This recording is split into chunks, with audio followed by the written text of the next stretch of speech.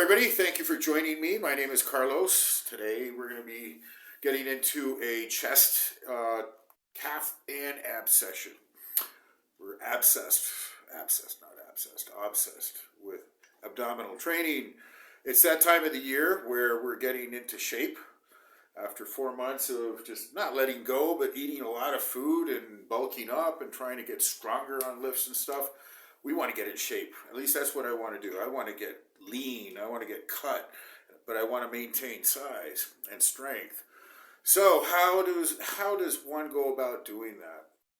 I guess I'll never tire of saying these things because every time I go to the gym, I see everybody work out, and it's easy to tell who is achieving their goals and who is not. Very few people are actually achieving their goals, but those that do have learned about the diet.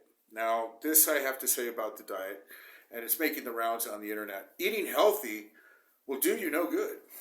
Well, it'll help, but it's not going to get you to your goal. Eating healthy is not the answer per se. I'm not saying that eating unhealthy is the answer per se.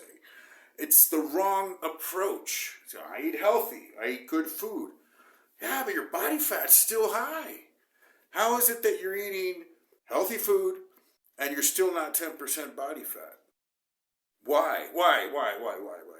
Do you know how many calories you're eating? No, I'm just, wild guess. I eat good. I eat healthy.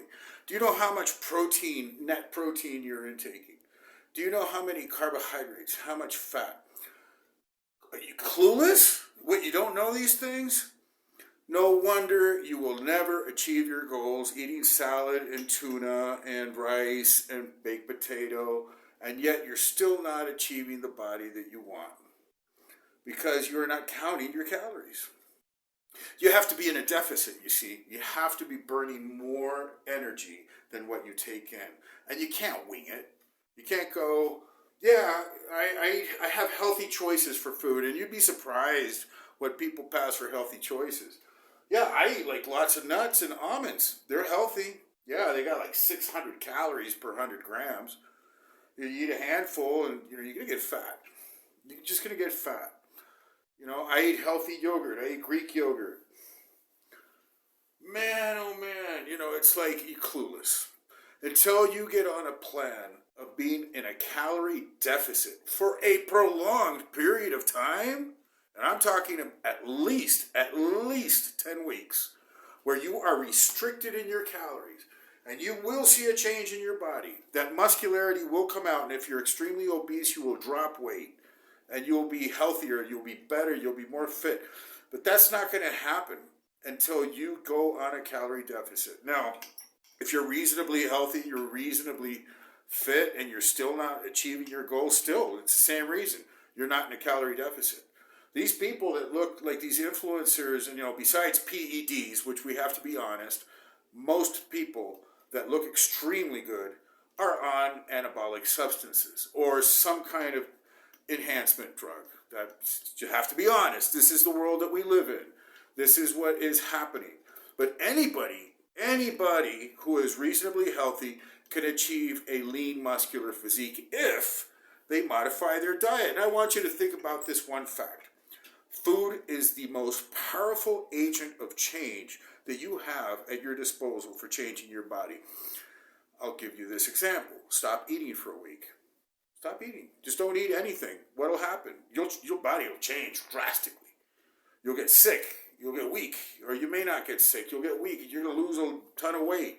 Why? Because you need food to keep alive. It's that powerful. You modify your food, your body is going to feel it immediately. You can't, it's like, man, you lower the calories consistently, your body is going to notice it. More than injecting anything, more than doing 2,000 crunches. None of that is as powerful as controlling this thing here. Your intake, what you eat, is the most powerful agent of change that you have. And in my experience, looking back, I would say those people that have learned how to control their diets through proper intake of counting their calories and counting their macros are the ones that have changed their lives forever. Those are the success stories. Those are the ones that actually do something with their physiques. They actually make a big change. And it's usually permanent, because once a person learns how to count, you see, yeah, you have to learn how to count. It's pretty basic. Yeah, 1, 2, 3. Sounds pretty dumb, right? Then why aren't you doing it? Why aren't you learning how to count and track your calories? I've run into many people who want to change their bodies. And once they hear, oh, you're going to have me counting calories? Oh, now I knew you were going to tell me, I have to do that. No, how much do you want this? Do you want this or don't you? You don't. You obviously don't. It's not important to you. It's not that important. Or you're looking for an excuse. If you are not willing to track and monitor your calories and your macros. And I say your macros also because there's this misguided notion that losing weight is all about, and preserving muscle. See, this is the secret. You can lose weight. So what? And still remain at a high body fat. Yeah, I lost 25 pounds and I'm still 23% body fat. How the hell is that possible? Well, half the weight that I dropped was muscle. Yeah, you can say that. Dropped muscle. How did that happen? Well, I restricted my calorie intake a little too much. I didn't eat protein. I went on these intermittent fasts and then ate a lot of sugary foods, but it was still restricted. So I dropped a whole bunch of weight. But my body fat percentage, your ratio of muscle to fat, is still high. So that sucks. Now you're skinny, fat. Now, have nothing to show for it. Now you're weaker, still have a lot of body fat. You look like shit, and that's not how it's done, folks. There's a science to this. There is a science to it. And what is the science? You have to restrict your calories. Yes, you do. To lose weight, yes. Now, we don't want to lose muscle. So how do we preserve our muscle? You have to keep your protein high. That's right, you got to eat. You have to eat plenty of protein. Like if you weigh 200 pounds, you need 200 grams at least of net protein. That's not a quarter-pound steak a day. That's, that weighs a quarter pound or half a pound. Oh, I got enough protein. No, that's only like 60 grams of protein. You need 200. So you need a lot of protein as you're losing weight. And this is a problem. This is the big problem, because most people, when they're losing weight, they just want to floor it. They say, no, I'm cutting everything. I'm just not eating this. I'm not eating that. And the thing is, they don't understand what bodybuilders do, is that they're eating all the time. And they're still losing body fat. How is that? That's pretty tricky, isn't it? No. Just keep your protein high. That lunch, quarter pound, half a pound, a fillet of chicken breast, yeah, some asparagus, some mixed vegetables in there, and a small portion of rice, say 3 ounces, 4 ounces. Repeat, rinse and repeat, 3 times a day. Your breakfast, 6, 7 egg whites. So what can you do with that? Chop in a little bit more chicken in there, some ground lean beef with your omelet, some veggies, and that's it, some black coffee. For dinner, have a nice steak with some Brussels sprouts, and that's it. No carbs. So you're eating a lot of protein. You have some carbs in there. Probably. No, I mean, with the 3 meals that you put in, enough carbs, that'll be enough to not go keto. But the idea is that you're eating a lot of meat. You're eating a lot of protein. Don't go for the shakes. Shakes are for fakes. No, I wouldn't say that. I really enjoy protein shakes when I do use them, but I rely on food. If I can't make it with food, I really don't have a business. I don't have any business, trying to do it with protein shakes. Protein shakes are for convenience. They're for post-workout. They're here and there. You use them here and there. But it's I need protein, so I'm doing protein shakes all day long. Yeah, right. Your digestion's going to suck. You're going to get all kinds of gas. And it's just not the same. It's just not the same. For some reason, sure, it's protein. It's your macro. But through experience, somehow, for some reason, I don't know how the universe works these things out. Biochemistry, whatever, you can say whatever. It's the same as solid food. It's just not. And you hear this from experienced bodybuilders. Everybody will say the same. Get it through your food, not through your supplements. They supplement what you actually eat. So, how do you do this? How do you retain muscle while losing fat? Calorie deficit. Again, calorie deficit. You got to be in a calorie deficit. You have to keep your protein high. Okay, now we've covered those two bases.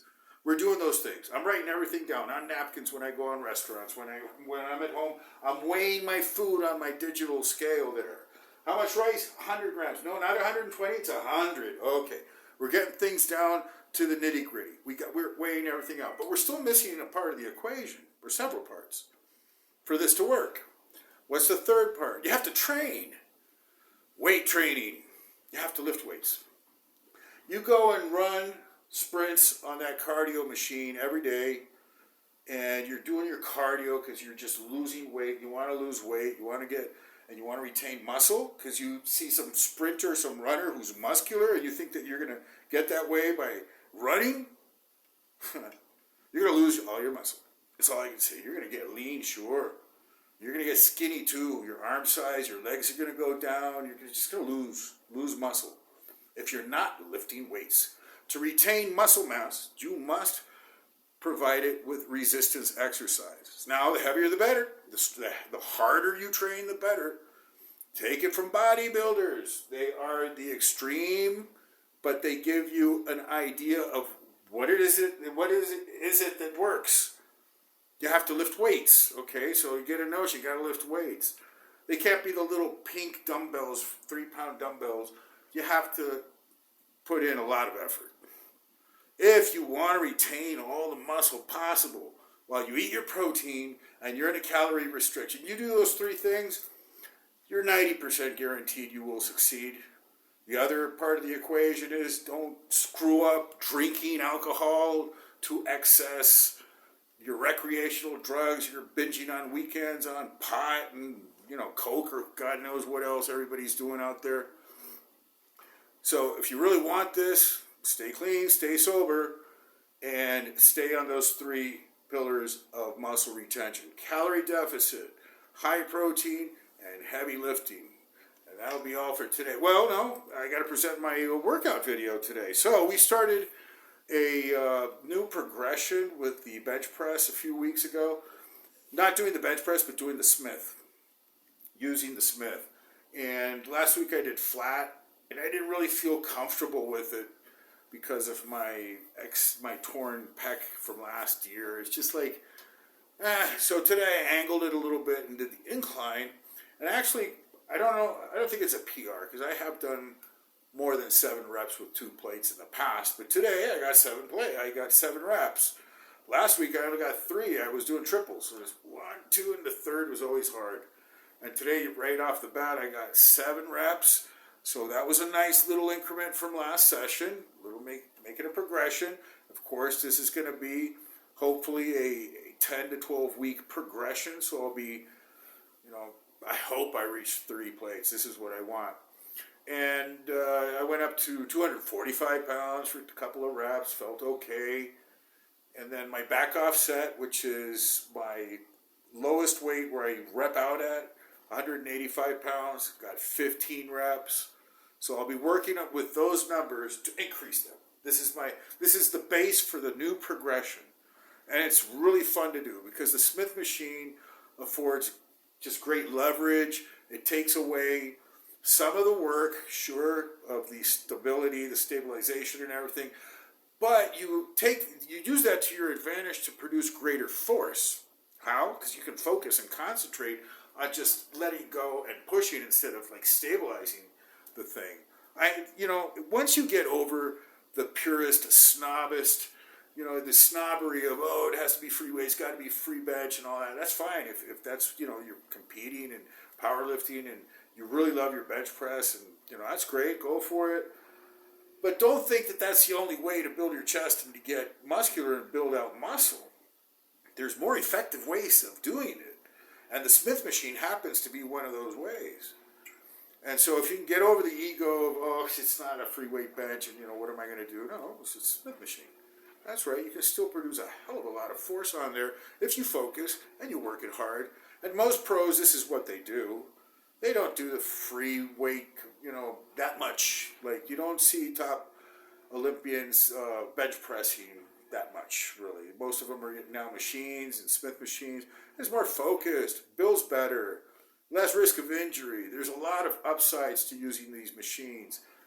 So that's what I have to say about that. And sticking with, now it's time to really step on the ab training because of the diet. The diet is kicking in day by day. It's like, it's starting to feel, I get up in the morning really hungry, and it's just like all day long I have a little bit of hunger. I'm hungry after I eat, just a little bit. It's not severe because that's like usually towards the end of the diet after 10 to 12 weeks.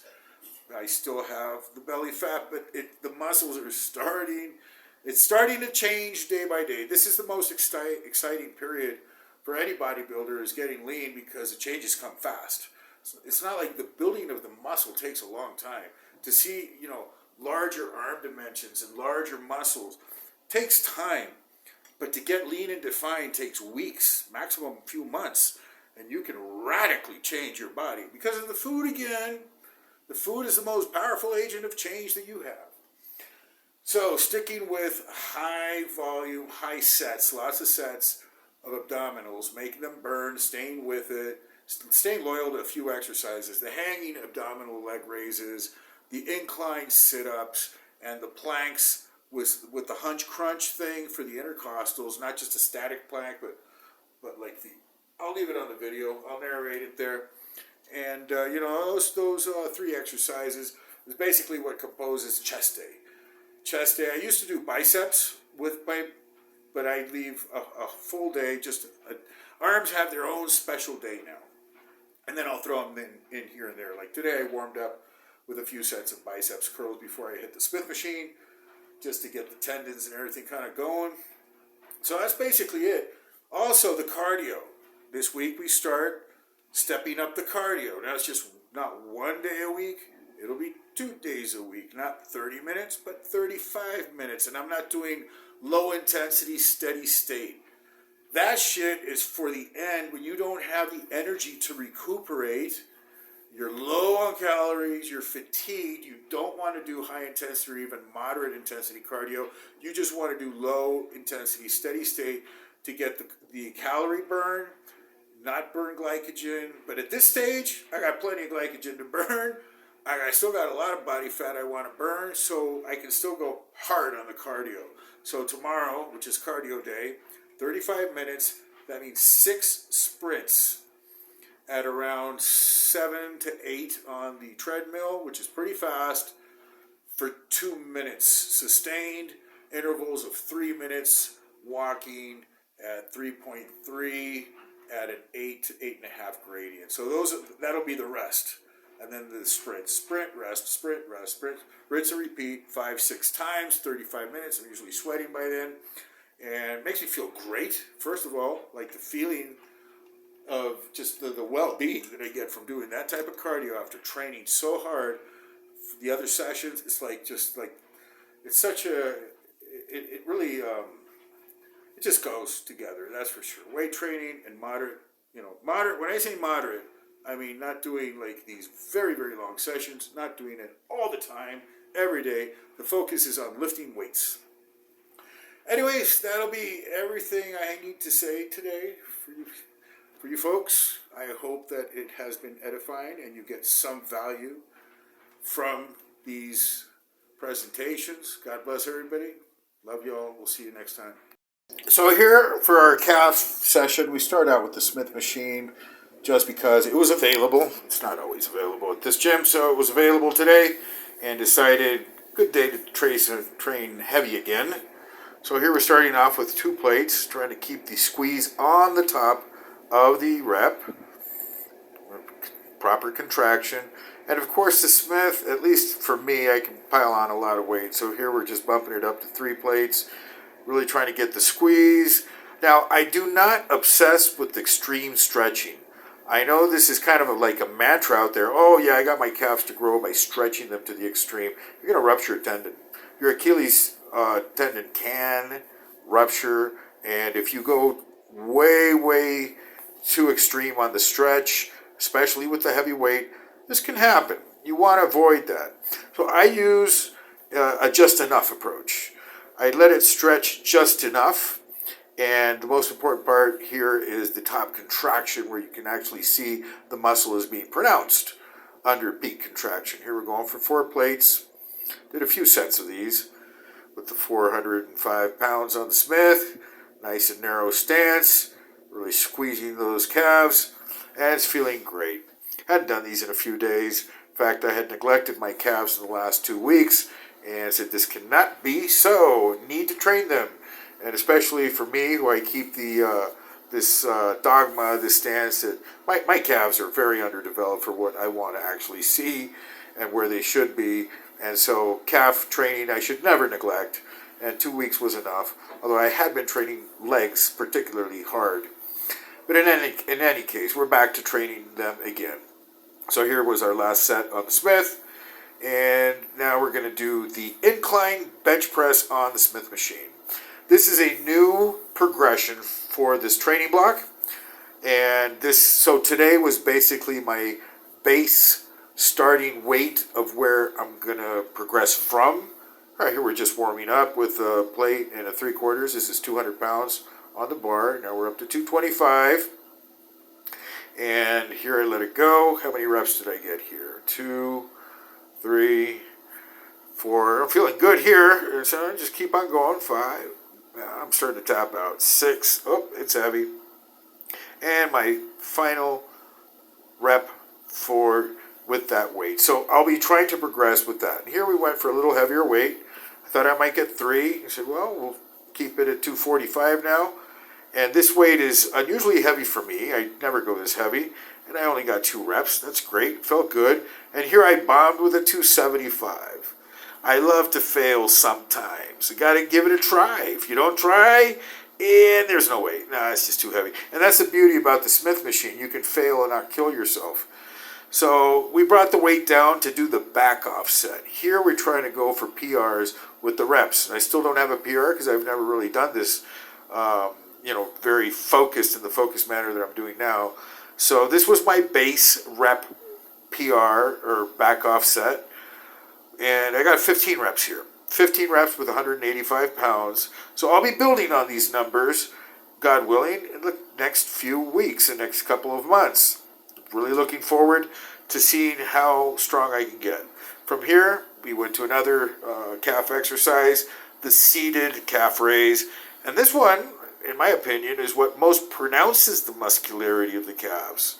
At least I can see it on the video that really, you can really see the muscle being pronounced there. They're not the biggest calves in the world by any stretch of the imagination. I really want to get them large, and they're not there. They feel skinny to me, but that's just dysmorphia.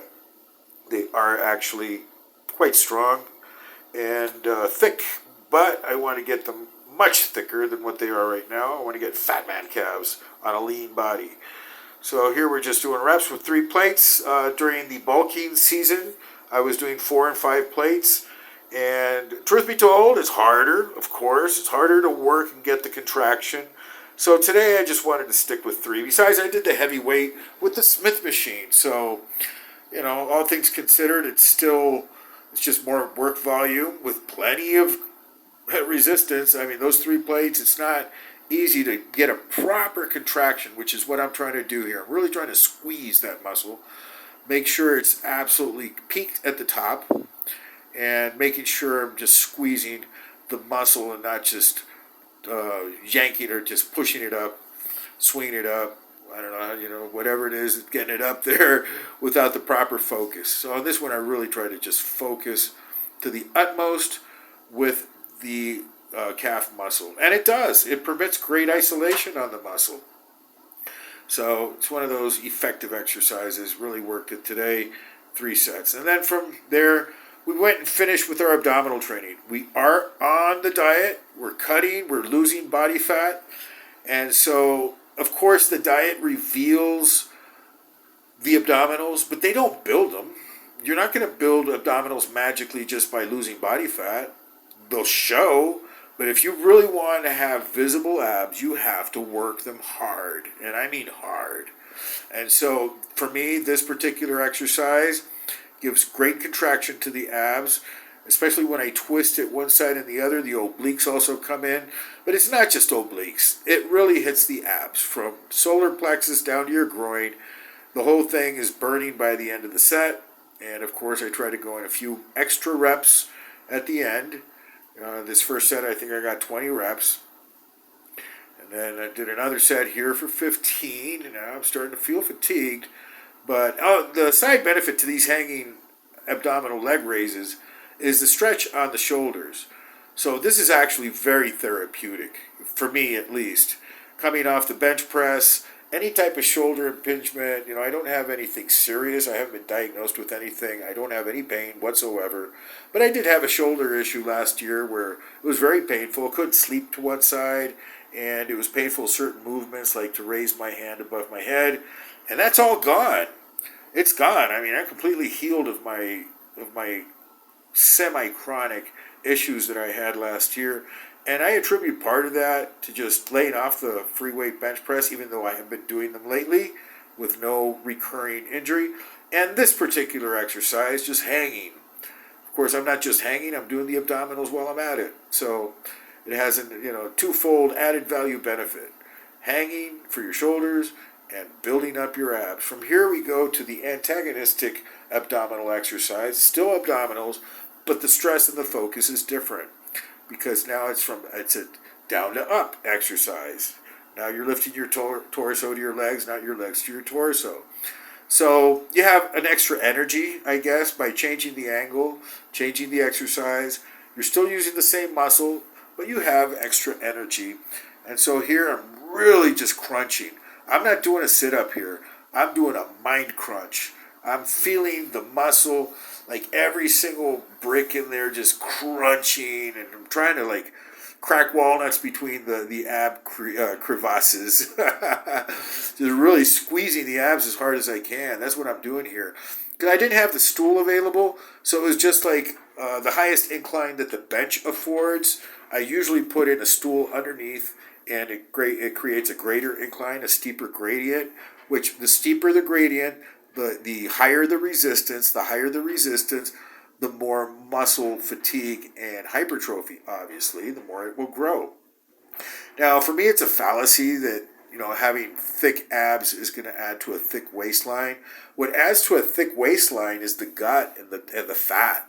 If you're lean, you'd be hard pressed to really, if you have that kind of muscle where your waist is actually thick and has no fat, that's semi-god level. That's really admirable and respectable. That's very rare. So sure, you're going to get thick waist if you do abdominals with heavy weights and you're still fat. So you have to be on a diet for sure. You got to lean it out, but the more resistance, the better. So here we went to here we're doing a hybrid plank, which I do for the intercostals. Here I hunch with my torso. I'm not really pressing with my elbows. I'm just hunching over. And believe me, I get a burn on the abs also. This is the added value here. So the solar plexus, the intercostal serratus muscles, and that's basically it. It just works your front side to an exquisite degree. I was getting a burn right there. And just for, and I finish with a plank. I try to keep static for a little bit. But mostly I'm doing these hunch crunches for the serratus. Feels great. It really works. And now with the diet, I expect to be, pronouncing more of that muscularity from the front when I do the front biceps. And here I did some just normal leg raises. These are effective also. They don't have that much resistance, not as much resistance as the hanging abdominals, but I felt that it would be productive to do these today, so I did. Just intensifying, giving more volume. I wasn't in a hurry at the gym, so I have the luxury of actually working through a complete routine, and it was great. Felt great. 15 minutes of warm-up cardio before doing all this on the static bicycle. Up to 13 on the knob, which goes up to 20. I was working last semester between 8, 9, and 10, and then I moved it up to 12. Now I'm to 13, and it feels great. Moved it up from 10 minutes to 12. Now I'm at 15 minutes, and all this is pre-workout. It does not fatigue, nor does it detract from my weightlifting routine. It's actually a very stimulating pre-workout thing to do. It gets my breathing into sync, and it just enhances everything else. So that was basically it for the routine today. Got a nice burn there, and got like 4 sets. I did like 4 sets of these of these lying leg raises, and I still have a considerable amount of fat to lose around the lower back. That's well, just starting out with the diet. I have to lose about 10% body fat. I think about 8 to 10%. I might be at 18% body fat. I don't know. I don't like to calculate. I know that the process works. I know how it works, and I'm getting into it. And thank God I'm really good at dieting and maintaining a bit of hunger throughout like months at a time. So you just need that ability to discipline yourself and not eat junk food. Just eat proper meals. Weigh out your food, count your calories, maintain a restriction, maintain your protein high, do heavy weights, do some cardio, and you will get muscular and lean, that's for sure. I put the emphasis on the diet and the heavy weights here, doing a little bit of stretching, and it's feeling so good. Yeah, so, and here, go back to the bench press and doing some extra